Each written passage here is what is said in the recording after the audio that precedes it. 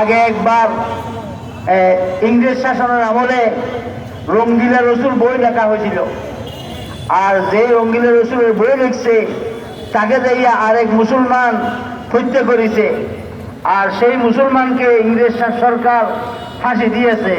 ফাঁসি দেওয়ার সময় ওই কবি ওই মুসলমান হাসতে হাসতে শেয়ার করেছে, येसर कटकर सोए पाए मोहम्मद लौटता जाए।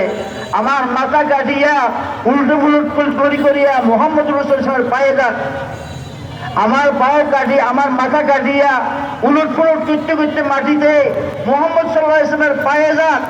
এটাকে যদি মৃত্যু বলা হয় তাহলে আমার মৃত্যু বারবার হোক। আমরা সবাই বারবার মোহাম্মদ সাল্লাল্লাহু আলাইহি ওয়াসাল্লামের সম্মানের জন্য জান দেওয়ার জন্য প্রস্তুত। আমরা আজকে দাবি জানাচ্ছি মোহাম্মদ সাল্লাল্লাহু আলাইহি ওয়াসাল্লামের সাথে যে বেয়াদবি করেছে সেই বেয়াদবির প্রতিশোধ নিব, আমরা নিবই।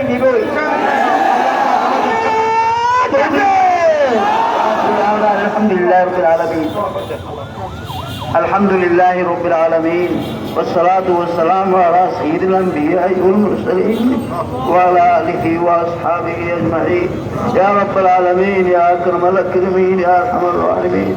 কিছু চাই না, মুহাম্মদ রাসূলুল্লাহ সাল্লাল্লাহু আলাইহি ওয়াসাল্লামের গোলাম হিসেবে তোমার দরবারে যেতে চাই। মওলাই করিম